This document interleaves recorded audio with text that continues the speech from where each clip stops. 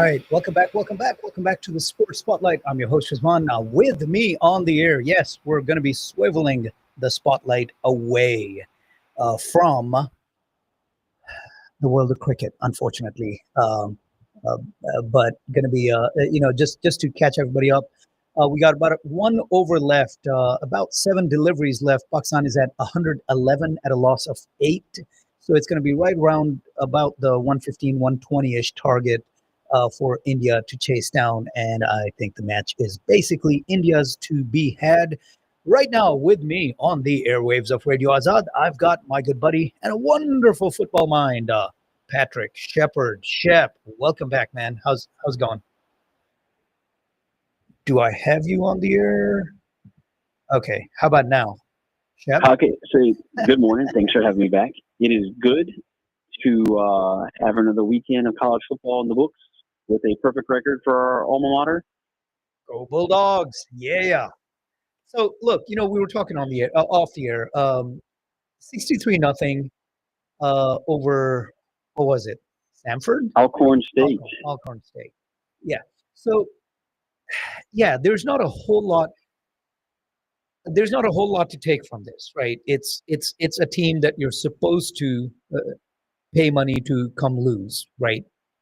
But Yes. look, the way I'm looking at it, and I think I said this off the air as well, the takeaway here is you did what you're supposed to do in this match, but the real takeaway is it's been a long time since the Mississippi State Bulldogs have been in this position to have these, quote, cupcake games, to do what you're supposed to do with this against this easy opponent, right? So it's nice.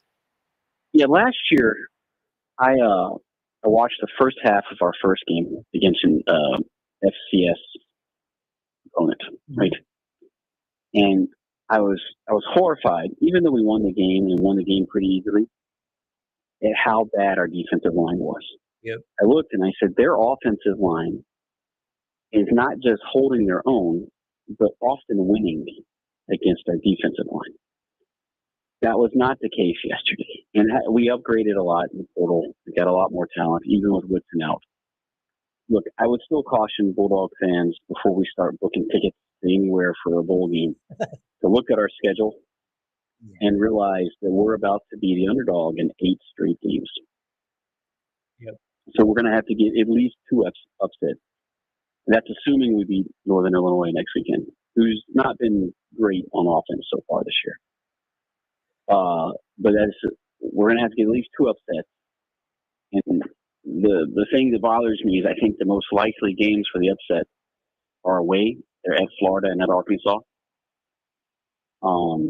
And I am worried about having those 2 games be on the road, unless Florida just completely folds to get to that magic 6 number to get back to the postseason. Yeah. So, but there's not much to take away from yesterday. I mean, we did what we were supposed to do. We had a lot of explosive plays. We had several drives that were just bam, bam, bam scores. Yep. And no injuries, right? That's always. Yep.